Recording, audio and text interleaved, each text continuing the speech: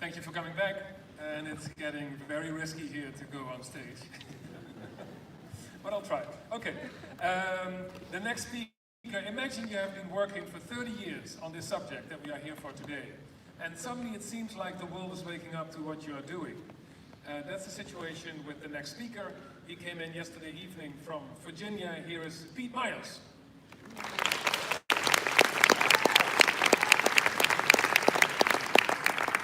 Good morning. I think I'll make it through the smoke, if I can find my way. I begin with two apologies. First of all, I'm breaking this amazing string of remarkably competent female scientists who made amazing presentations, and I didn't have time to have a sex change operation, so that's one apology. The second is I have some notes in front of me because I just arrived yesterday, and my brain gets sometimes a little foggy under these circumstances. Here's the problem. The stage manager didn't give me the clicker. Can you bring that out?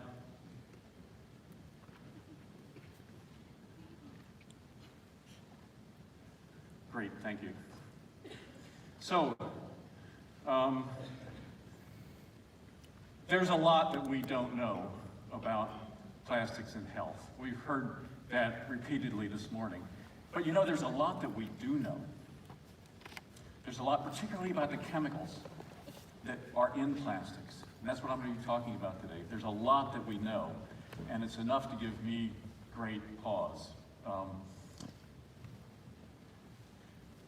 In fact, thinking back to Cyril's opening comments, the single most important thing for us to do, irrespective of the microplastic issue, but of the general chemical issue, the plastic issue, is to redesign plastics. I think he hit it on the nail.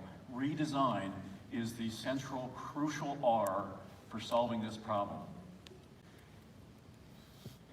That's especially true for things like the chemicals I work on, bisphenols, phthalates, perfluorinated compounds. Once they get into our bodies, they can wreak havoc of multiple kinds, largely by hacking the hormone system, by changing how genes are being turned on and off, leading to serious developmental problems, and problems, as Juliet showed, problems that can unfold throughout life following a fetal exposure. I've got a personal story to tell about this. That's my granddaughter. She was born prematurely, weighing 2.5 pounds last January. And she spent 2 months in the neonatal intensive care unit. The plastics in that unit saved her life. They really did. Those plastics can do miraculous things. But unfortunately, there's another side to this story. Some of you, I'm sure, have heard about all the forest fires that are taking place in the United States. This is Paradise, California, after the fire. Those houses were full of plastic, and they burned. And that smoke, Paradise is that big white patch up there, the smoke went to the Bay Area where my daughter was in the beginning of her 3rd trimester of pregnancy. Her house was surrounded by some of the worst air pollution, including plastic that was volatilized by the burning fire, that has ever been recorded in the San Francisco area. And when I discovered, and when on January 8th, she had to go to the neonatal care unit for an emergency cesarean because of preeclampsia, I asked the question, wait a second, did that smoke have anything to do with her premature birth? And I quickly, literally within 15 minutes, found a series of papers, including some by my colleagues, who show that smoke in general and exposure to bisphenol A and phthalates are risk factors for the very condition that forced that premature birth. So how did we wind up here? We've got this miraculous set of materials that save lives, but also that can have, and I know I can't say with certainty that my daughter's preeclampsia resulted from this exposure, but it's very plausible. How can we hold both these thoughts in mind at once, and what do we have to do to solve that problem?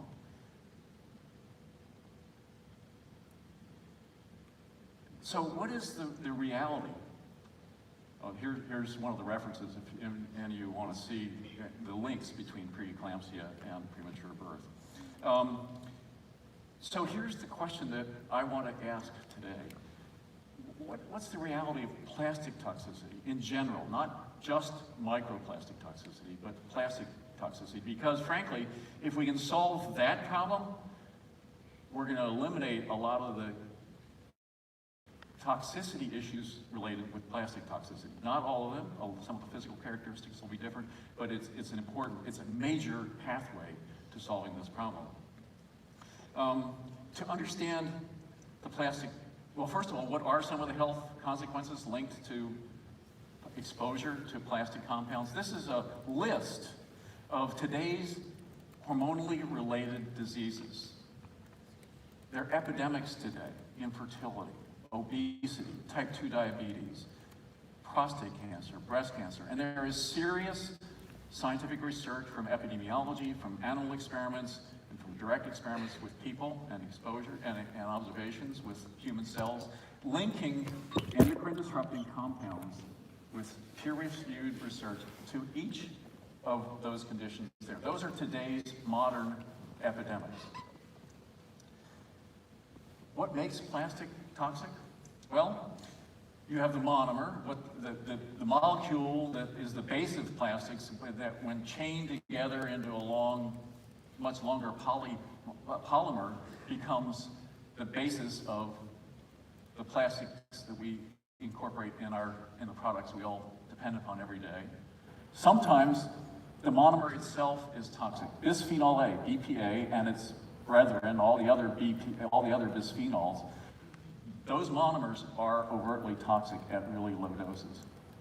Second, you have the additives, the things like phthalates, that are not bound to the plastic, but are in it. They're infused within it that change its material characteristics. And virtually every plastic that's made from whatever monomer, not all, but almost all, have plastic additives to tweak the material characteristics so it's exactly what a chemical engineer wants to build the product they're trying to build.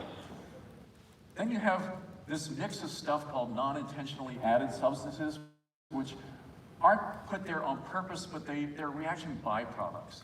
And there are thousands of them, and some we know about, but most we don't. We know they're there because we can detect them chemically, but we don't know what they are, which by definition means we don't understand the toxicity underlying them. And lastly, we know that chemicals and bacteria adhere to the surfaces of plastic pieces, and also the chemicals are absorbed within the plastic, creating another pathway by which plastics can affect health. So it's a complex list of reasons. And as I studied this, I began this work literally 30 years ago, as you mentioned. I actually coined the term endocrine disruption at a scientific meeting in 1991. I began to have real questions about the adequacies of the ways that we have tested stuff for what's safe and what's not. Because clearly with the plastics, we've made some big mistakes. What are low doses? You talk about a part per billion, and it's often dismissed as totally irrelevant. Well, how many of you have an idea of what a part per billion is? Some friends of mine did this calculation. A part per billion is one pancake in a stack of pancakes 4,000 miles high. I'm not sure how many kilometers it is. It's 6,000 kilometers, more or less. But anyway, it sounds like a tiny amount. But let's look at that question from a somewhat different perspective. Imagine that you have a drop of water, one drop of water, and its concentration of bisphenol A is 1 part per billion in that drop of water. How many molecules of BPA do you think might be in that one drop? 2.65 trillion molecules of BPA are in that one drop. There are 1 billion times more molecules of water, but 2.65 trillion is a lot, especially when you begin to understand how hormone systems are driven by really, really low concentrations. Toxicology, when it started, mostly focused on high doses, understandably. People were dying in factories.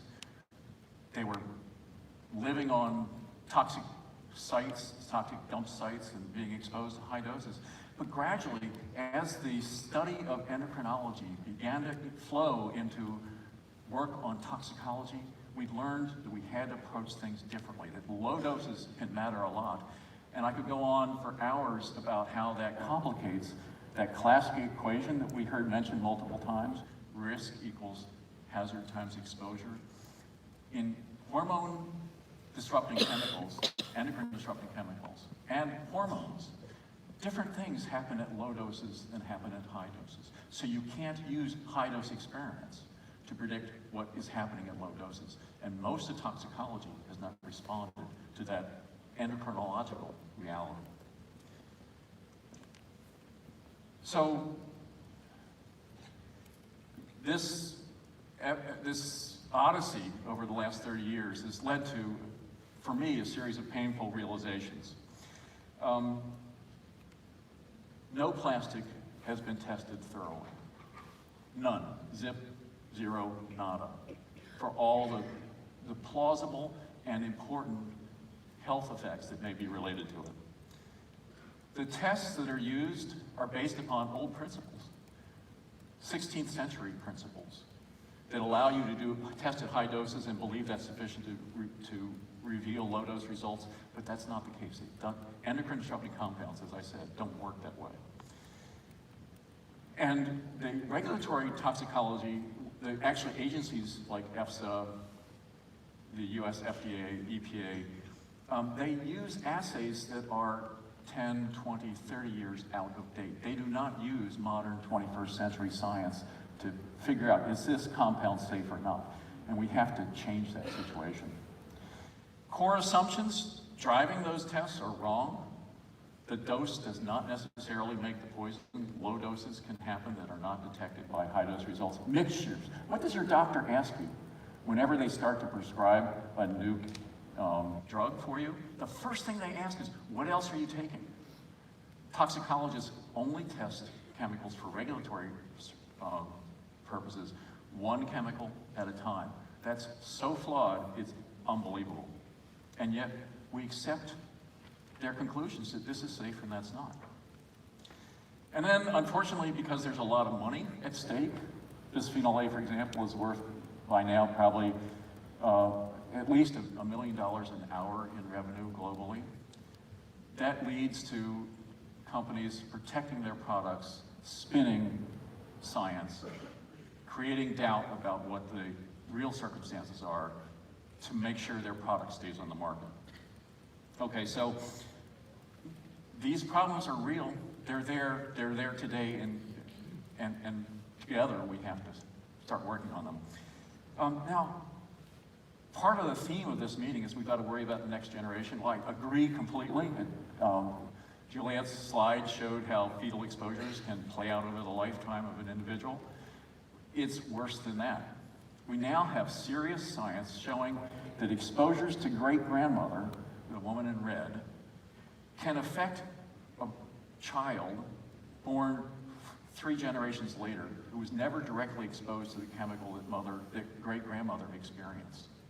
It's called transgenerational epigenetic inheritance. And this issue got much more complicated over the last 2 years when it was discovered with 2 scientific papers that the effects don't necessarily show up in the daughter or the granddaughter. They only begin to show up, not always, usually they do show up in the daughter and the granddaughter, but some jump generations to appear generations down the stream. And this is without DNA mutations. The DNA has not changed. It's changes in how the DNA is controlled. So if you want an argument to use for why we have to approach these issues from a precautionary perspective, think about these 4 generations and more that are affected by fetal exposures. This is something that the regulatory agencies have never even begun to ask, how do we incorporate information like this in our assessments of what's safe and what's not? And the science keeps coming out. We heard today the mention of how many billions of nanoparticles and microparticles are released into a teacup by making tea the way that all of us make tea. Well, another study came out within the last month or so that shows that 3/4 of plastics products this team tested have one or another form of toxicity associated with it. There's the reference if any of you want to see it. It was a real eye-opener. Even I didn't think it was going to be that bad. Different types of toxicity. Oh, and one of the kickers was everyone's favorite bio-based plastic, polylactic acid, was one of the worst ones tested. So we can't assume that because it's bio-based, it's safe. In this case, it's probably because of the additives that are put into PLA plastic to make it achieve the characteristics that that we need, but who knows. Anyway, I do see a light at the end of the tunnel.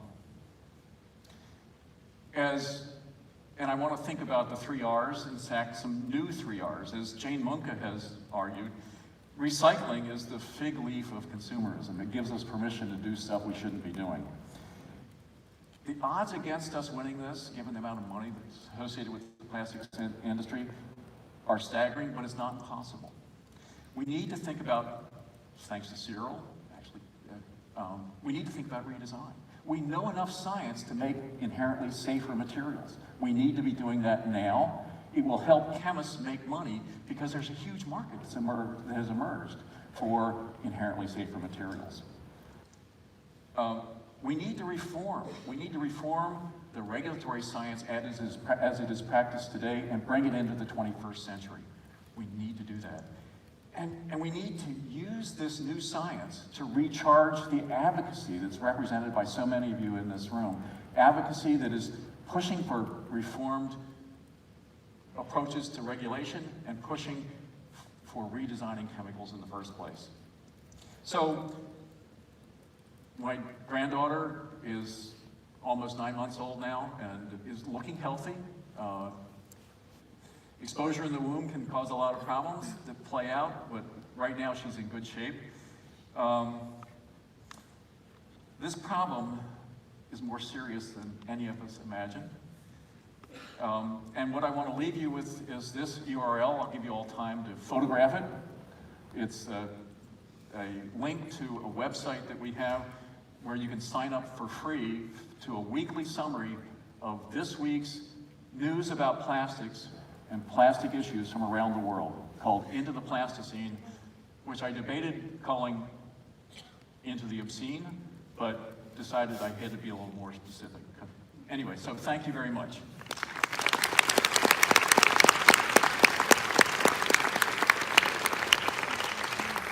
Couple of short questions, Pete. Sure. Listening to your talk, it reminds me of, as a former smoker, smoking used to be fun and cool. And then there was science that maybe there was a problem, and then it turned out that it was a serious health problem.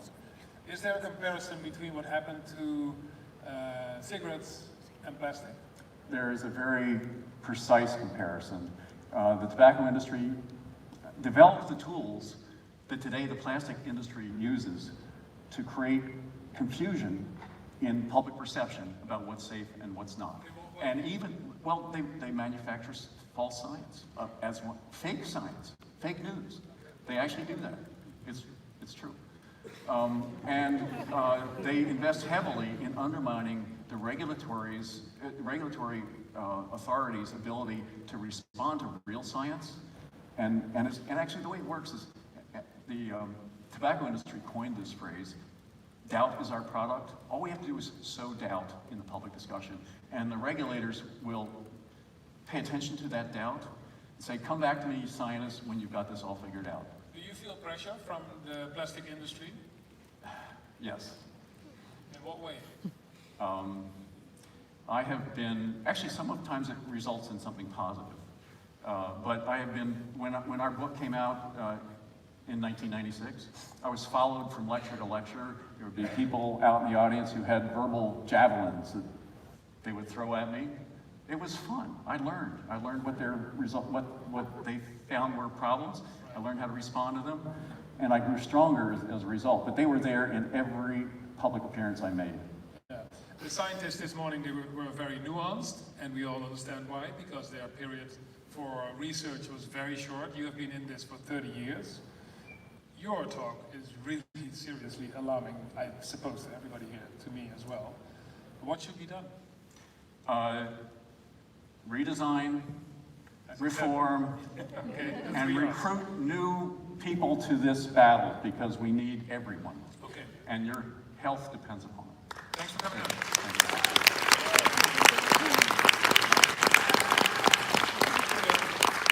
Next speaker on the list was Steve Fletcher of the University of Portsmouth. Unfortunately, he couldn't make it, but his colleague could. Here is David Jones.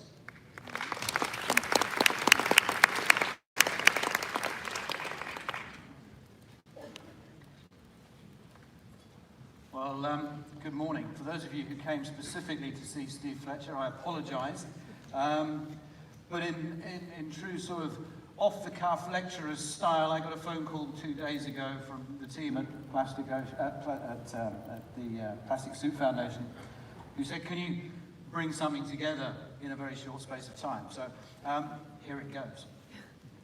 In January this year, I was actually contacted by the BBC. It was a program they were making about sustainability, students in particular, and the program evolved around looking at the lifestyles of students and how they use products, fashion, plastic, and all these sorts of things. And I was approached because my area of research was actually microplastics in the coastal environment, and I said, yes, of course. I'll take them to a beach, we'll do some experiments, you can see what's on the beach, and it'll all be good. And then they said, well, that's great, but what about tap water? I said, what do you mean about tap water? He said, well, is there plastic in tap water? I said, well, yes, of course there is. How do you know? I said, because I'm sure I've seen some research on tap water. And actually, it's in everything, because there's research papers in literally everything that we can see, which we touch. It's in sea salt. So if you like sea salt, the recommendation was that you use Himalayan mountain salt, which has been around for millions of years and therefore should be clean, except it's got a plastic lid on top of the container. What I always find amazing about this stuff, I don't know if you've ever bought it, but it has a sell-by date. Have you ever seen that? I've never quite worked that one out. It's already been alluded to this morning that it's also in mussels, and when we made the film Plastic Oceans, we got hold of research for that, and we found that in 100% of the mussels in Holland, in Belgium, and in France that were tested, taken from the intertidal zone, 100% contained plastic particles. From my own perspective, finding out that plastic and seeing the research that plastic was actually in beer was quite devastating, you can probably imagine. But even moving away from beer, it was also in bottled water. Anybody who still drinks bottled water, about 30% of it actually comes from a tap, but that's another issue. But here's a little picture here. You can see this film running, and they've used sort of blue light, and the plastic is fluorescing to show you as it spins around. It's quite scary. In fact, when I look at all the research, and I've done a lot, the only thing that I couldn't find where there was plastic was fine red wine, which also happens to be a favourite tipple, especially this one. I can't afford this Screaming Eagle, $3,000 a bottle. But this is, you know, if anybody, I'm looking for some altruistic, philanthropic help here to conduct some research, probably over a couple of years, maybe 3, I suspect, to actually find out what the true extent of microplastics is in fine red wine. So please contact me afterwards if you want me to help you with that one. Anyway, getting back to the BBC, what they wanted to know was whether or not there was plastic in the tap water around the UK. So they sent me all of these samples from around, and yes, it's in an HDPE bottle. They sent me all of these samples from about 12 or so different places around the UK. They all used the same method. We developed a method to actually clean out the plastic bottles so that we could actually get it sent to us, and these things arrived at the university. We very hurriedly, because we literally had weeks, came up with a protocol based on other scientific protocols that we'd found to sort of find out how we could filter this and see what was in it.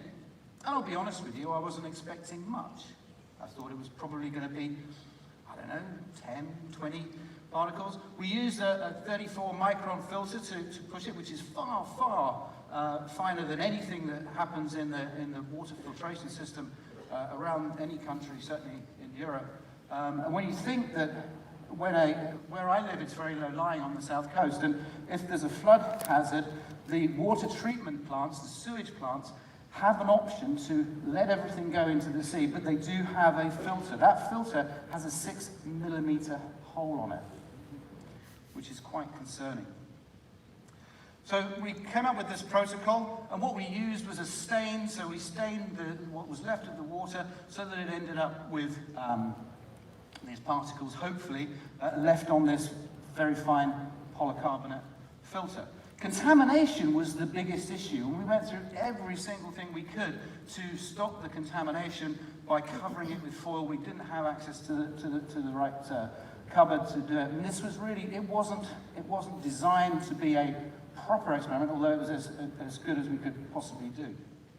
But contamination was a major issue, and these are the sorts of things that we were seeing. So once we stained the plastic, you could see them under a blue light. Now, is it conclusive that this is plastic? Well, no, because what the stain does is it shows up non-organic material. It also shows up calcium carbonate. So if we live in a hard water area like I do, that water would probably show up those particles. But if you look at it, this is the sort of thing that we were getting.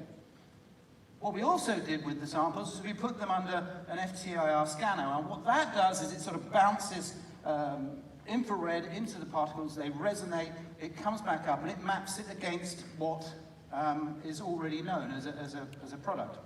And so if you look here, this is one of them, this is cellulose, and you can see on the screen that you've got, that's what it should look like on the top, and that's what it looks like on the bottom. So it's a pretty close match. We can say, yes, it's cellulose. But we actually moved that piece of cellulose, and this was quite interesting, to another part of it.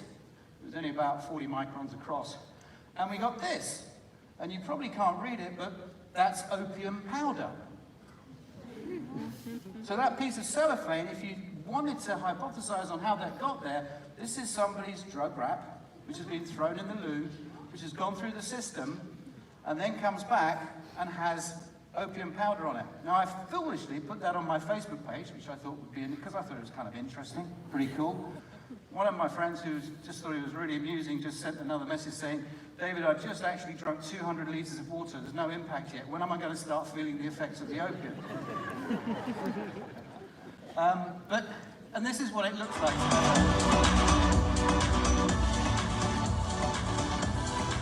I'll let you see the results. We head to David's lab. We wanted to see if there was any plastic in our tap water, so we tested samples from across the UK, including one from the student's house. All right, well, let's take that sample and let's do something with it, shall we? Yeah, sounds good. The tests were carried out at the University of Portsmouth. We only tested a very small number of samples, meaning the results aren't conclusive. In our samples, we found between 118 and 203 microparticles suspected of being plastic.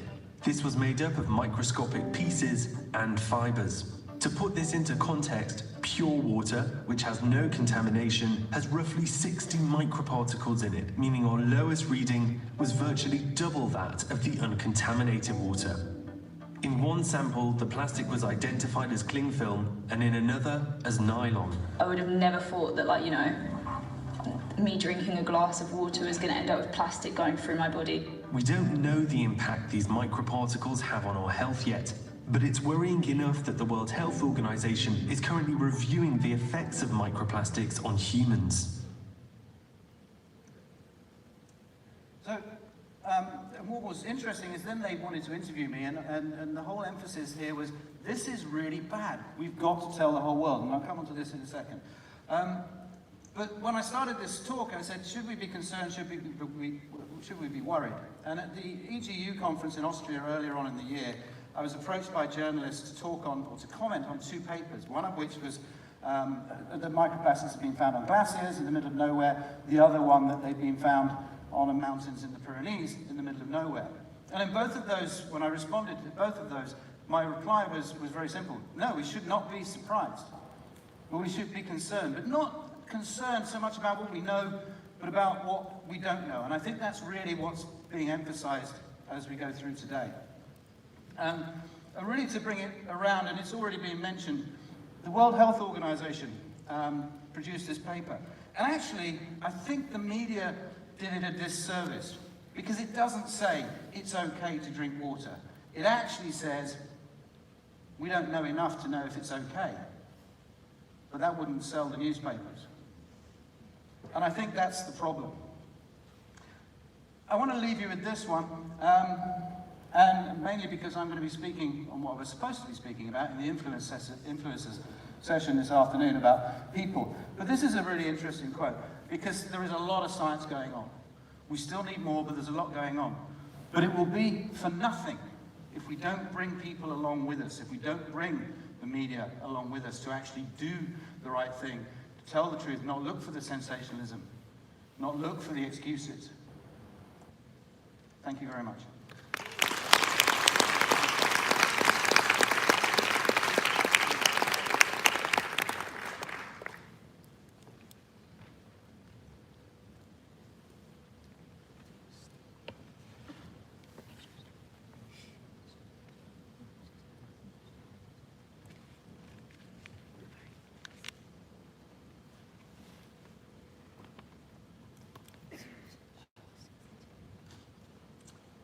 Well, welcome everybody. Great to be here.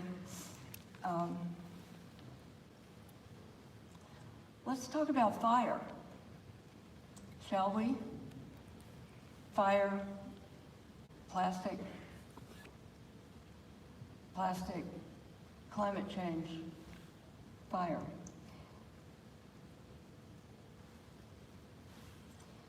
When plastic burn, things get very toxic.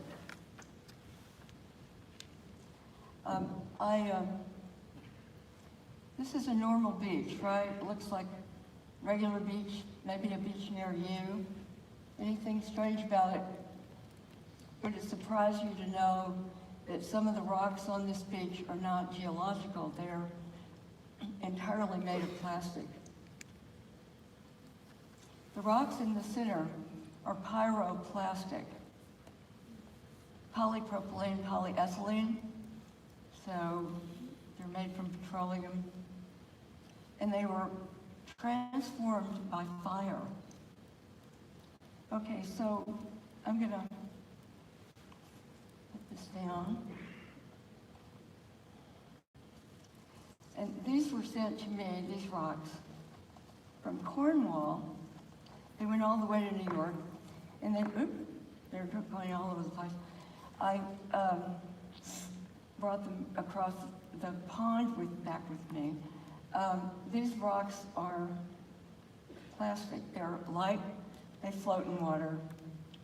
They've been made by fire. Now, I want to share a couple of rocks with you because I have a lot of these, and I don't want to take them all back, so. And they're fun. They're easy to. There you go. Okay. So what's going on here? Where did they come from is a mystery. Was it from a campfire or burning trash on the coast? No one knows. But they're going to be with us for about 100 years. Now, I have to organize myself a little bit.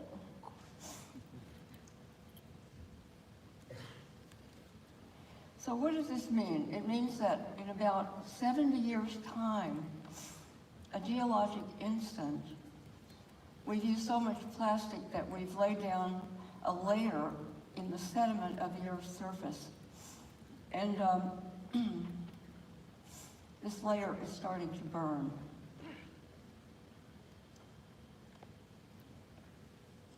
Let's go back to petroleum, because plastic is tied to petroleum, oil, gas, coal, And here we have plastic is also tied intimately with the climate crisis we're in today.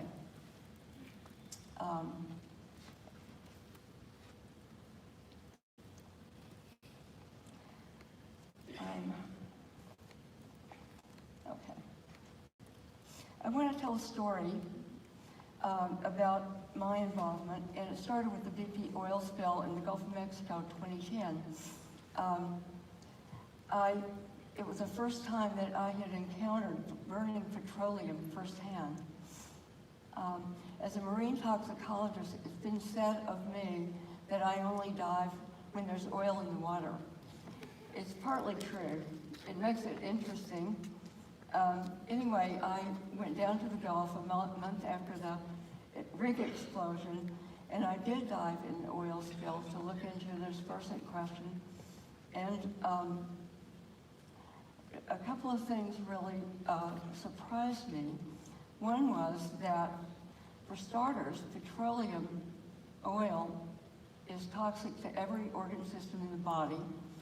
It rips into cells and organs. It causes internal bleeding and cancer. Mostly, what shocked me was the cover-up. BP was allowed to really lie about the oil spill. They went back to the tobacco lobby playbook of denial, deception, delay.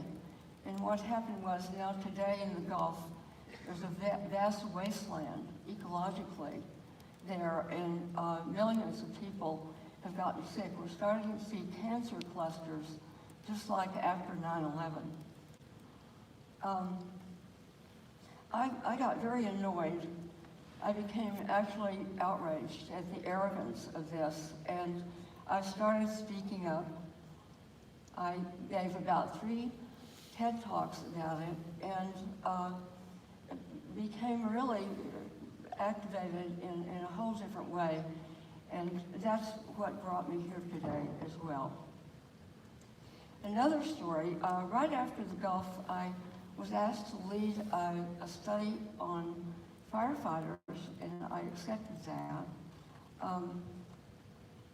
Firefighters were getting cancers, and the question was why. So I want you to take a look at the top of the screen. These are firefighters going into a fire where furniture foam is burning.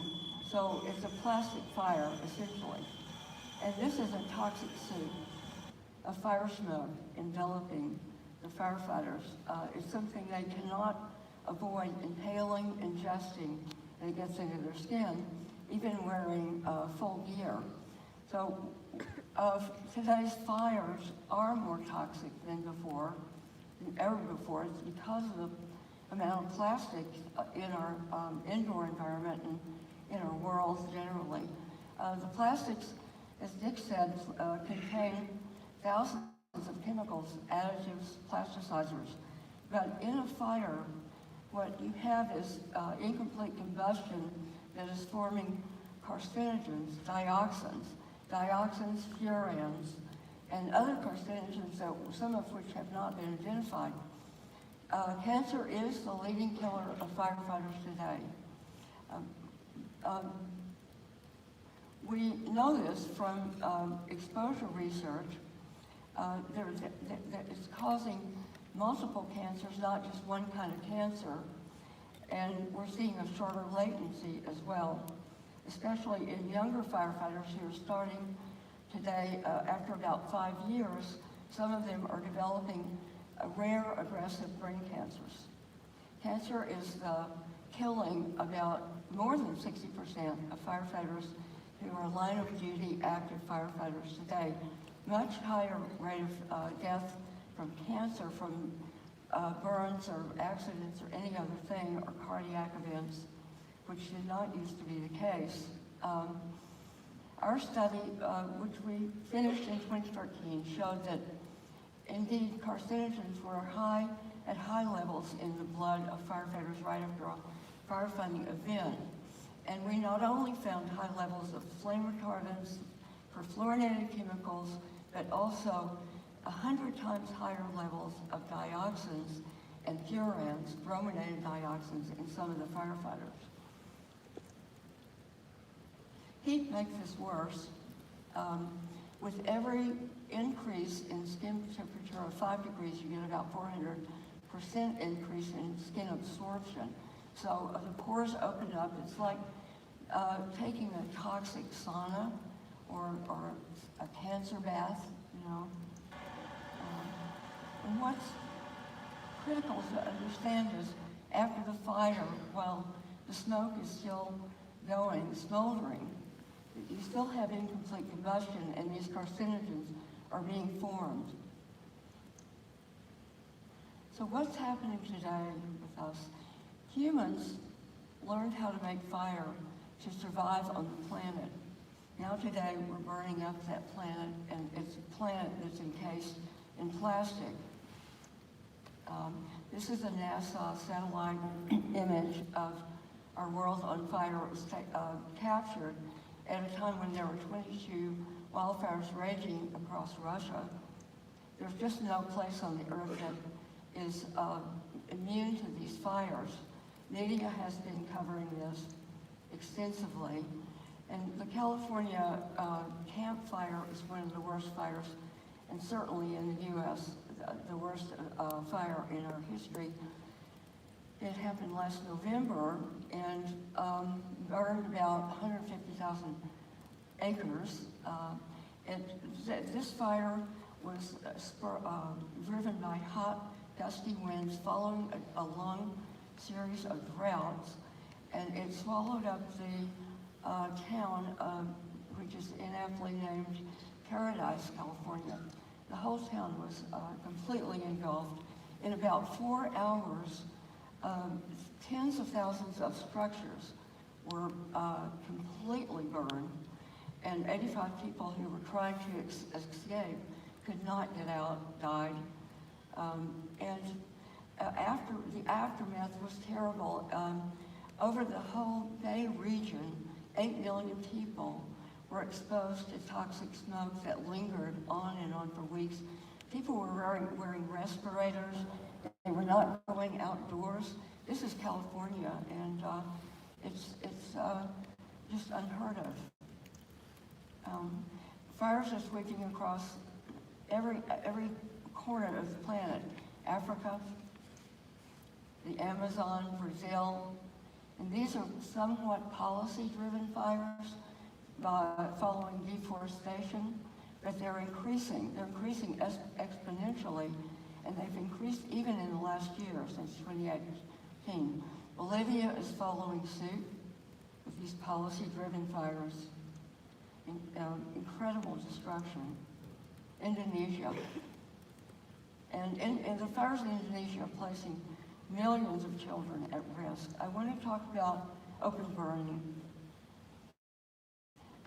Open burning, it's about 40% of the world's garbage is burned in open pits on mountains of trash, and it's 620 million tons annually burned.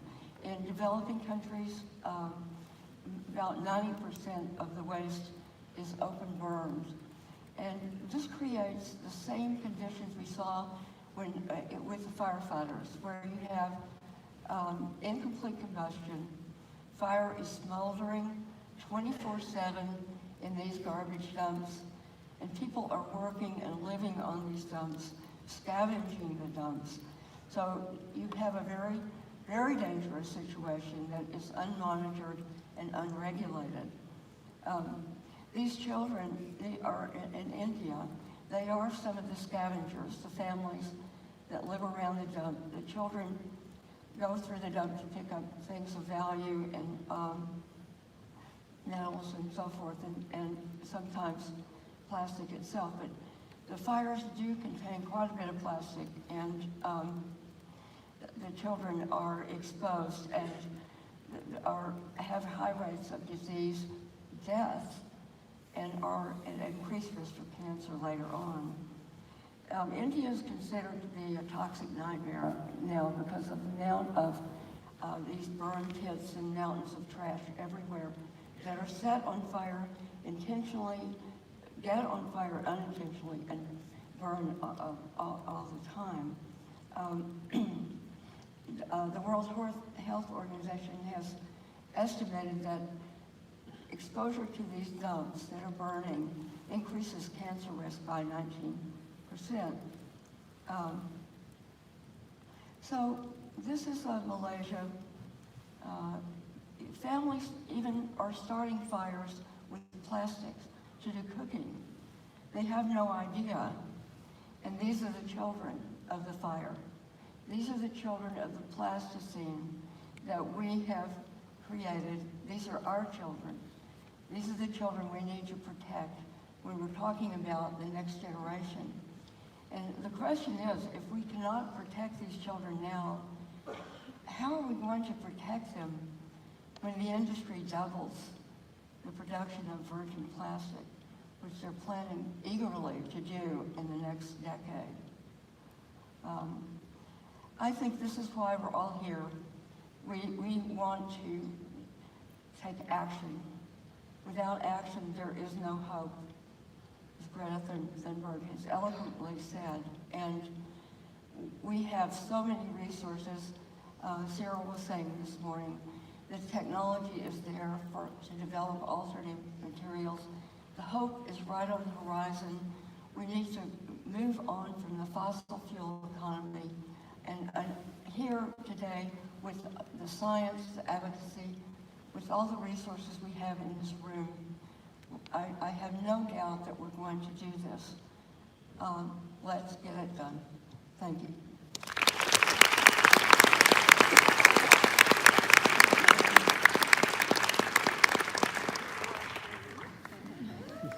And one little one. Okay, thank you. Thank you.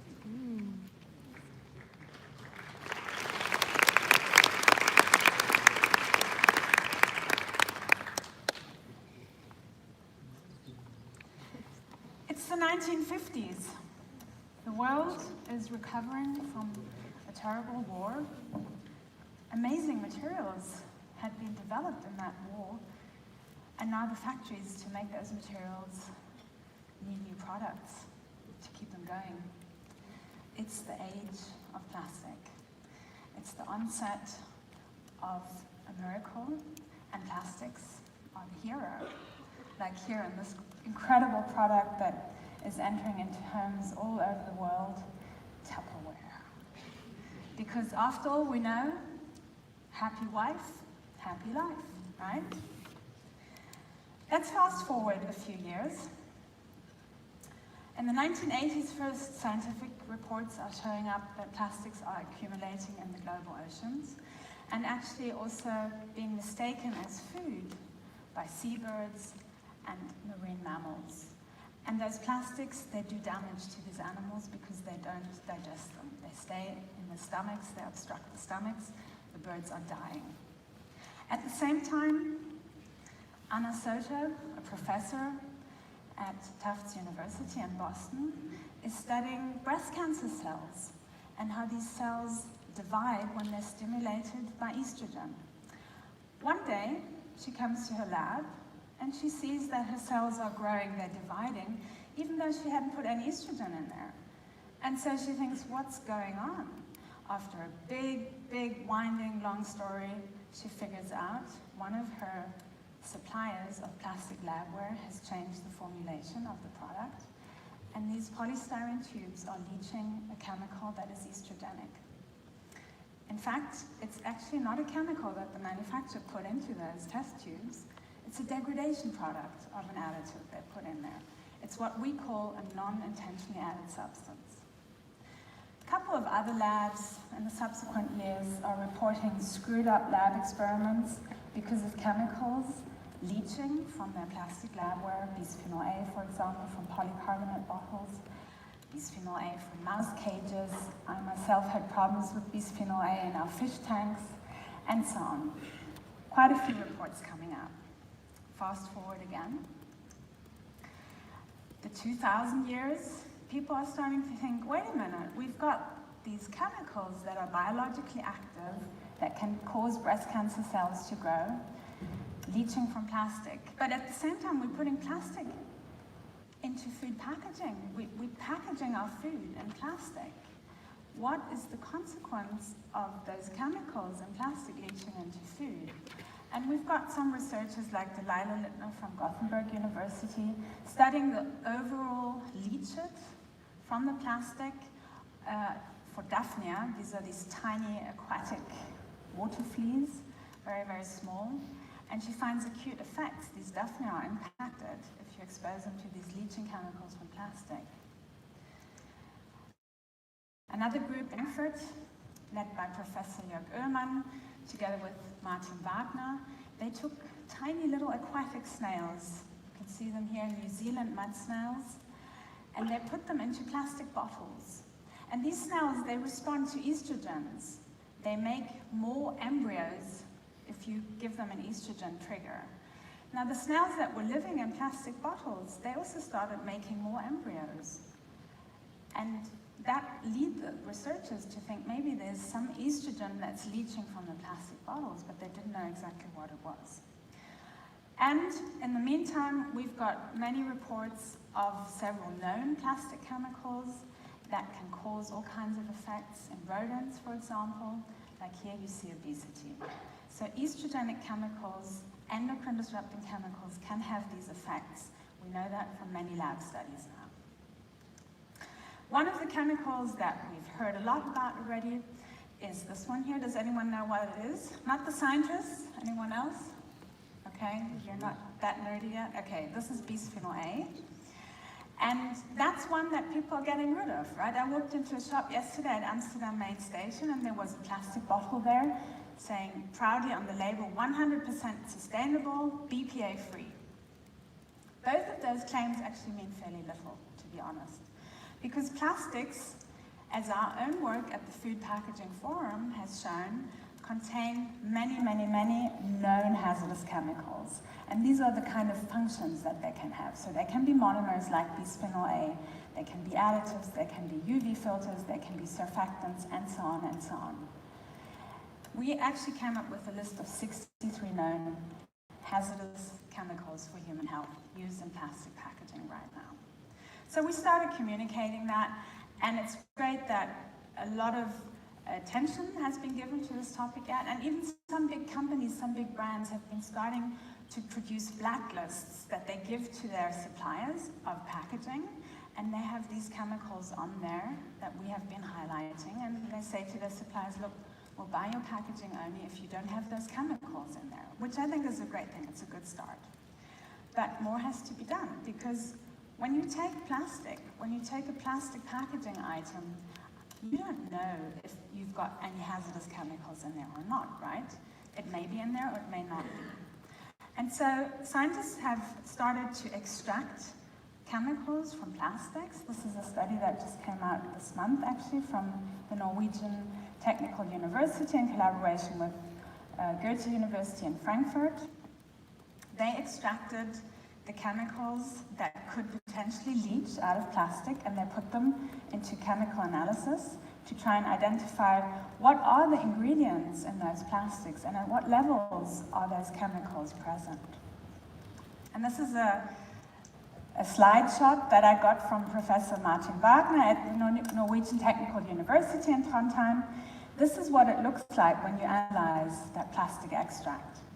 And we call it the forest of peaks. Each and every single one of those peaks that you can see there is a unique chemical substance.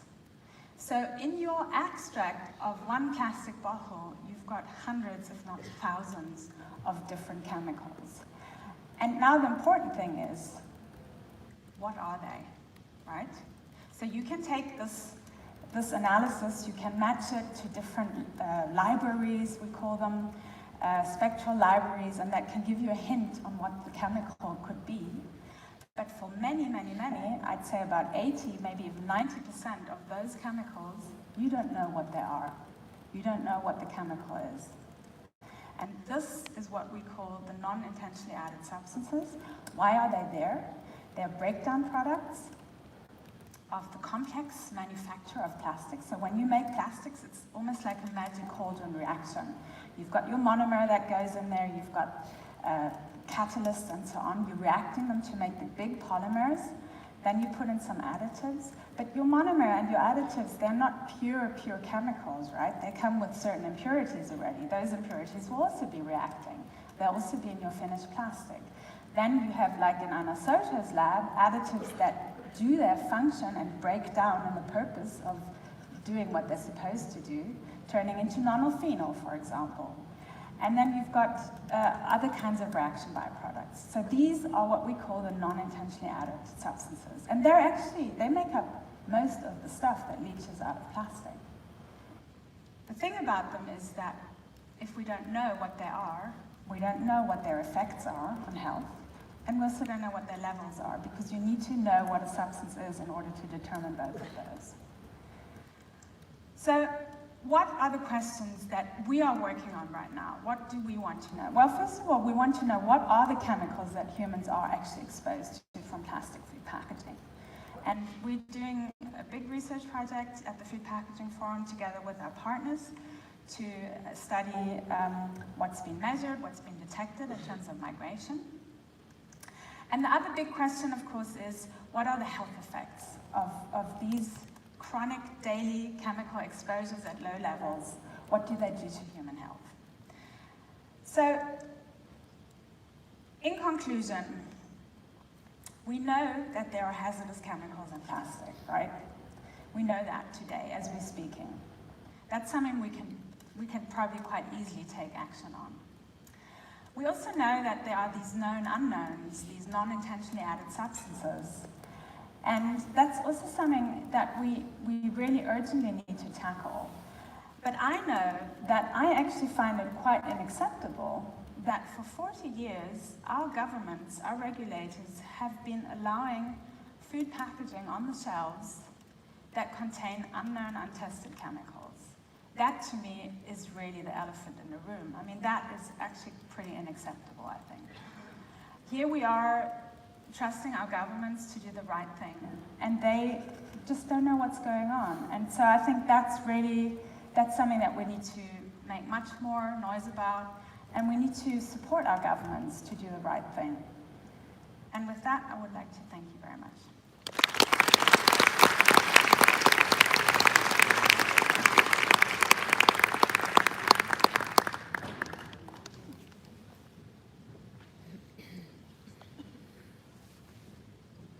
Are we okay?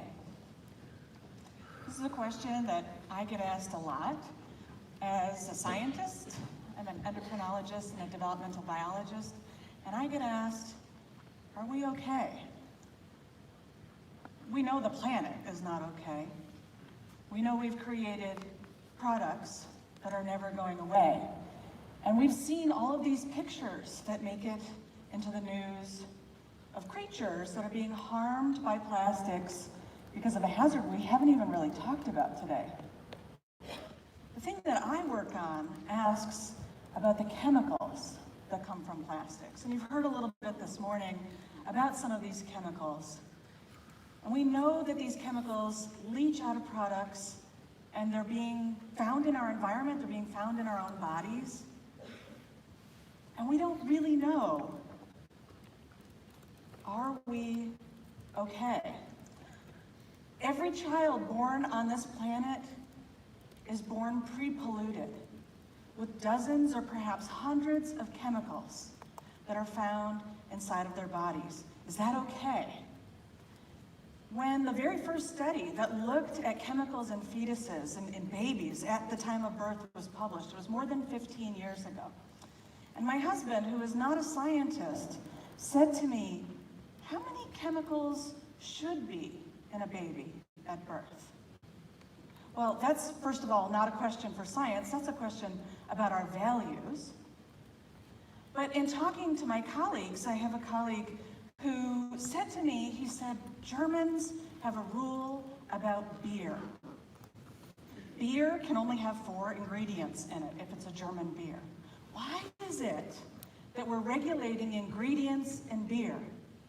We're not regulating ingredients in our babies. Now, some of these chemicals that I worry about them because they have hormonal activity. And as my training in endocrinology has taught me, hormones have actions in part per billion or part per trillion concentrations. At that concentration, testosterone is what makes baby boys boys. It's what allows you to develop genitals, which men seem to care about. We know that chemicals that can interfere with hormones, even when exposure is occurring in those low concentrations, can be worrisome. Because hormones aren't just the things that teenagers care about for fun things. They're important for helping to wire our brains when we're in the womb. They're important for telling cells what they will become and at what stage of life those cells will start to act. They coordinate every aspect of our being. Every aspect of life is dependent on hormones. We know that daily exposures occur to chemicals from all kinds of sources, all kinds of places. I'm showing you here a couple of the different classes of chemicals that we worry about because they're being released from plastics. Plastics that you're using every day and not thinking about. And you're using them entirely the way that a manufacturer intended. And yet these chemicals are being found inside your body. So I hear all the time, we've all been exposed and we're all fine. Right? You heard that was the interpretation of the WHO report on microplastics. We've all been exposed to these things for decades and we're all fine. Are we fine? I would tell you we are not fine. As an endocrinologist, I'm interested in diseases that can be controlled or triggered by changes in hormones. And we know that these diseases, these conditions, these dysfunctions, these things that we really worry about for clinical reasons, we're not fine. When we look at the age at which girls enter menarche, they get their first period, over decades, that age has declined. And that's worrisome because the age at which you get your first period and the age at which you go through menopause are two of the biggest risk factors that women will encounter for breast cancer. We know that sperm count across the world has declined over a few short decades. We've seen across the world increases in the incidence of breast cancer. We've seen huge increases in the incidence of testicular cancer. Now the breast cancer, some people say, oh, it's because we're better at detecting, oh, people are living longer. That can't be the explanation for the increase in testicular cancer, a cancer of young men, a cancer that we've been very good at detecting for a long time. We just happen to be getting better at treating. Neurological conditions, especially those that affect children, have increased drastically. Autism, ADHD. These are things that you might not think of as hormone problems, but we know that hormones help shape the brain during development. And because these are conditions that more likely or more often strike young boys and young men, we also suspect that there are unknown ingredients in what leads to these conditions. We see increased rates of obesity around the world. At first, we thought this was a problem of developed countries. We don't exercise enough, we eat garbage food. But we're starting to see this increase also in developing countries. We've seen an increase in type 2 diabetes, which makes sense because of changes in some of our lifestyle factors, but type 1 diabetes, which was long thought to be a genetic disease, is also increasing. And we've come to understand, yes, there are people who are predisposed to type 1 diabetes, but it appears also to be a disease of the environment and a disease of the immune system. So with these increased incidents of disease over short periods of time, very short periods of time, times where we could not explain them by changes in genetics in human populations, because there isn't that big of a genetic difference between my grandmother's generation and my own. We have to go back and revisit our environment. And we know that chemicals that are found in plastics, as well as a lot of other consumer products, these chemicals, when we administer them in controlled doses, in controlled laboratory studies, can cause these diseases and many others. We also know from human studies that people who are more likely to have these diseases are more likely to have these chemicals in their bodies, and vice versa.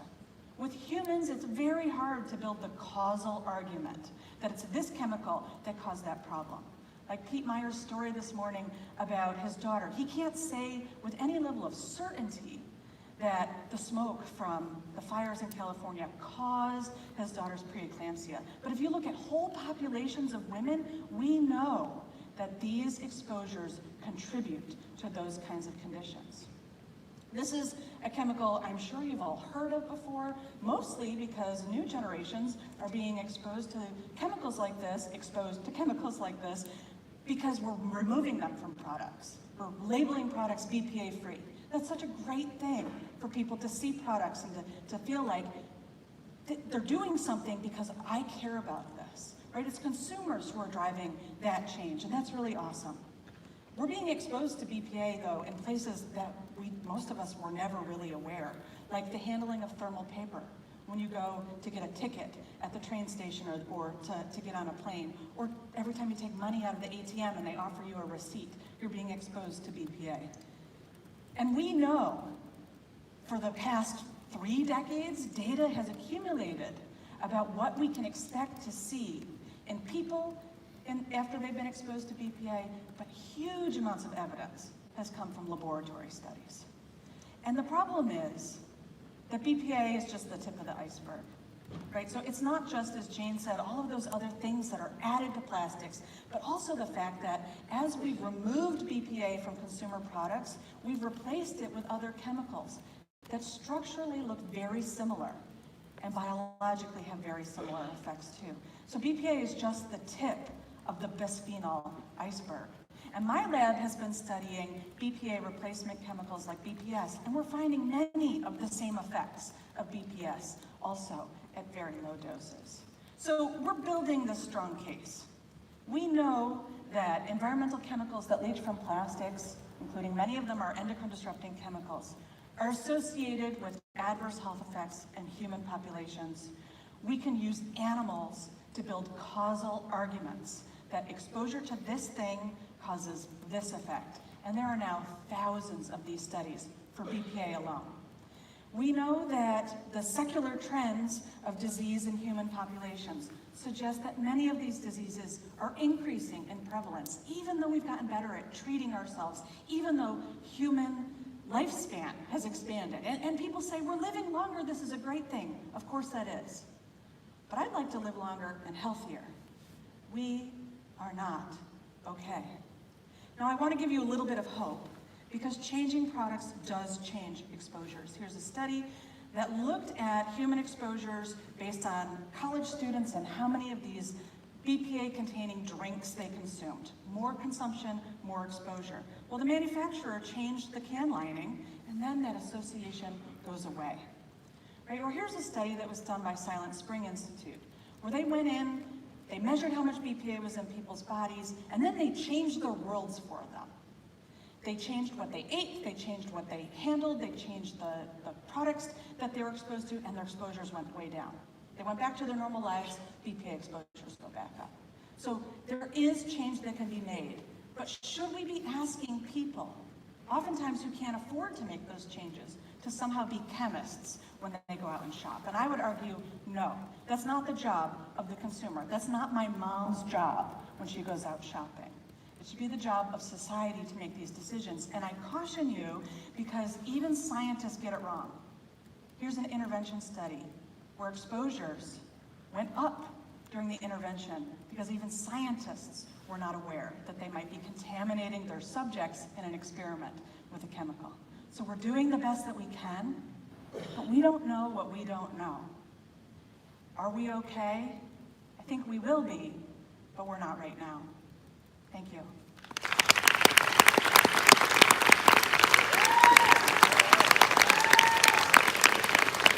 Thank you very much, Laura. Thank you.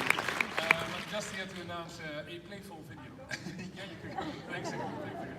Okay, time for a video by Ruben Dingemans. It's a playful illustration of the research by Plastic Soup Foundation and de Vrije Universiteit and HEAL. Here it is.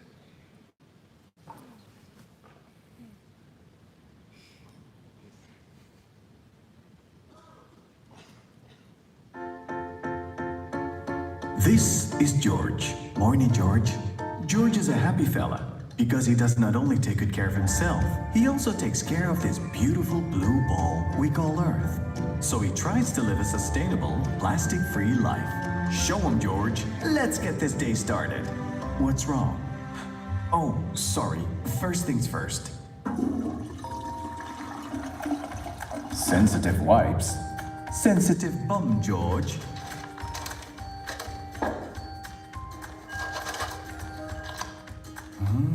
Smells good. Now that's a healthy start of the day. You sure know how to take care of yourself. You've still got some right there. Look at George and his bamboo toothbrush. Well done, mister.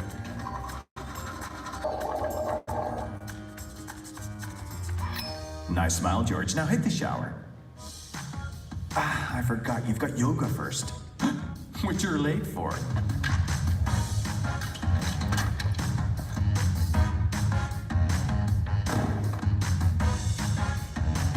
And relax. Nice way to kickstart your day, George. But I can smell you over here. He's fresh, exciting! All that working out makes George a hungry boy. Good going, George. I'm proud of you. You're taking good care of yourself and your environment. But I hate to break it to you, there's more than meets the eye. You see, George, the visible plastics are not the only plastics you've encountered. You have been exposed to more plastics and plastic additives without you knowing. I know what you're thinking. This whole freaking world is made of plastic. So what does this mean for you? For your health? To answer that question, I need you to pee into this cup so we can test if there are any plastic additives in your urine, in your body. Here we go, George. George, this is Annelies den Boer from Tegengif, Erase All Toxins, and she had your urine tested at the Vrije Universiteit in Amsterdam. Hi, George. We have found plastic additives in your urine. We found BPA, BPF, BPS, and also DEHP, to name just a few. Some of those additives are on the substances of very high concern list of the EU, because they may negatively affect your fertility, disrupt your hormones, and increase the risk of cancer. Are you baffled, George? Scared? Unsure? Helpless? All of the above? I know it's a bit much, George, but Plastic Health Coalition will help you. We got you.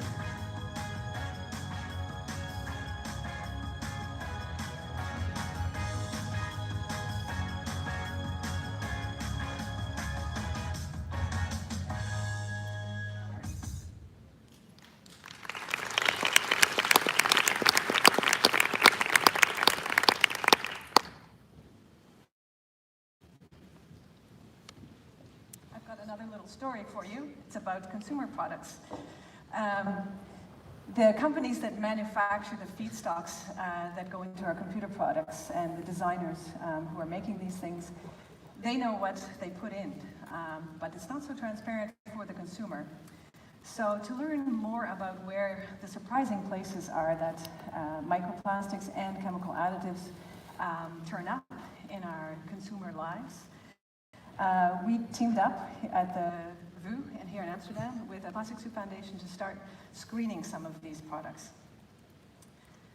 So our products, what we're doing in this project is to look at both the additives, when there are very many, we've heard about them in this session, and also the particles which contain the additives, And these are made up of monomers, the building blocks that get put into big long chains, and maybe partly to challenge analytical chemists some more. Sometimes these monomers are mixed up with with each other to make copolymers, and that's when you have different monomers in one polymer. And what I call this is one great big cocktail. Looks like what we just had in the break. And so there's every time I do a talk, I look up how many plastic materials are now on the market, and there's now over 5,000 plastic grades that you can look up on campusplastics.com. So this is our goal. We want to find out what's in our stuff, and I'm going to give you a little impression of a few examples. So back in 2014, I started writing reports about cosmetics and started learning more than I ever expected to learn about cosmetics and how they're formulated. There was a report for the Dutch government and then for the UN. But I must say that when I looked at this product, which we saw in the film in the beginning of the day, it's an anti-wrinkle cream, and I looked at this image, and these are all tiny little polyethylene beads, and I just thought most people don't realize that we are smearing these beads, which are between around 1 micron and over 100 microns, all over our faces. And I remembered the reason for doing this is that these little beads will sit into your wrinkles, and they will deflect the light in a way that you don't see shadows, and you look much younger than you really are. But it's interesting to wonder who of us has polyethylene on our faces today, and do we really want it there? You probably also heard about exfoliating beads in shower gel. Well, this is what it looks like up close. They're not beads, after all, they're pulverized pieces of polyethylene.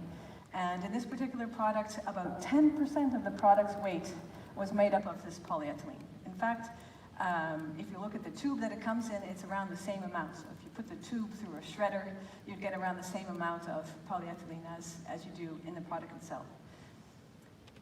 I often think about how design signals human intentions, and we have to ask ourselves when we're confronted with images like this and information, what intention do the makers of these products have? We also looked at 14 different tea bags, and in these two we found polyester and nylon fiber, which has been made famous last week by a new study from the United States. They also claimed that billions of nano and other plastic particles may be released into your teacup. What does that mean for the tea drinker? A study like this brings this question to mind. Over at the VU here in Amsterdam, we are provided by the university with free disposable cups at our coffee machines. And we checked the lining of these cups, and we found out that they're just lined with low-density polyethylene. And we, after sending this around to the department, I noticed that a few more people have switched to ceramic cups than before. So what kind of information does that, what kind of effect does that sort of information have? It's powerful because people can decide for themselves whether they want to be a little bit more plastic or a little bit less plastic in some cases. You have to know this information to make those decisions. In this project, we're also looking at,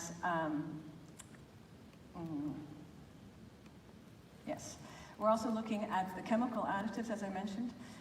We're still working, we have a whole bunch of bags of products to look through. We've looked through about 50 already. I'll show you some examples of something we've worked out previously.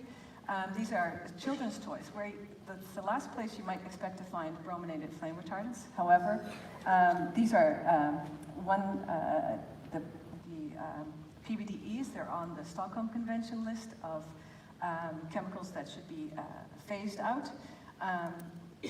And these are at relatively high concentrations. Also, the decabrominated version of these chemicals was very high.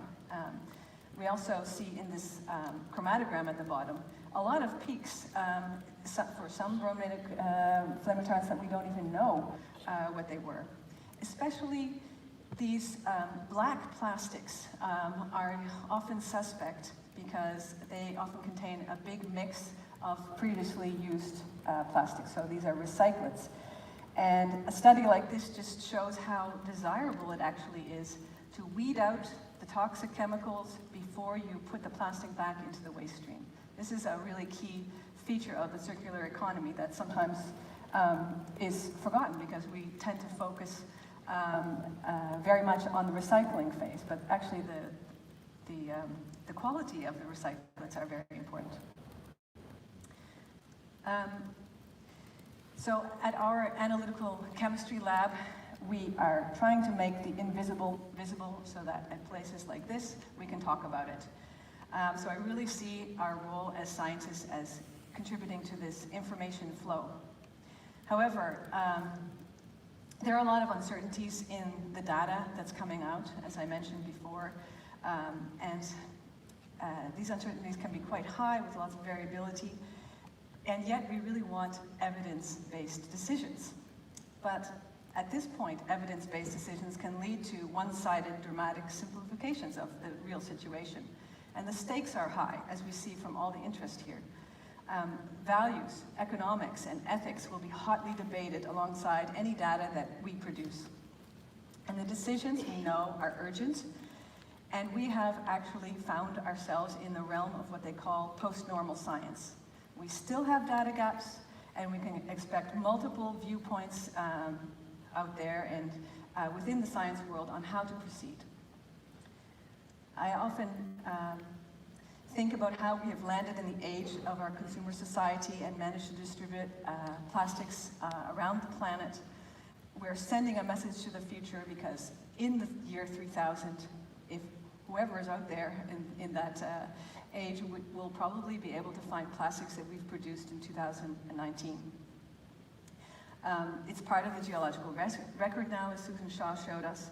Some call it the Anthropocene.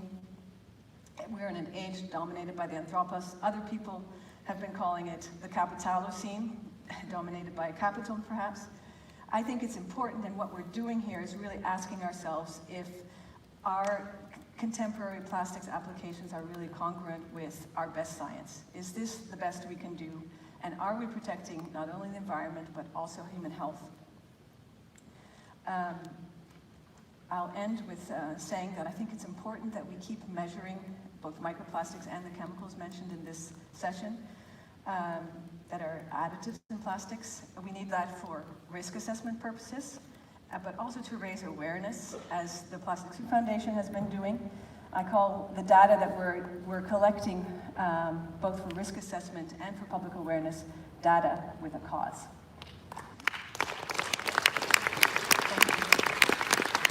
I think also I want to make the point that scientists like me and like the scientists you've seen today, we are interested in contributing to this information flow, but really in the time when we don't know everything, we really need everybody on board. There should be all the voices heard.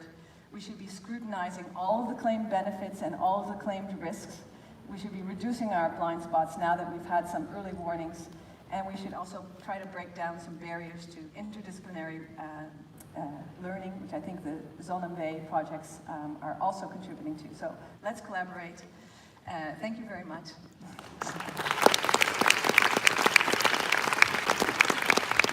Thank you very much. Okay, it's time for lunch, I'm happy to say, and thanks for your attention for now. Just one message to you. There will be 3 breakout sessions after lunch. In your program it says that we start at 2:30. It'll be a little bit early.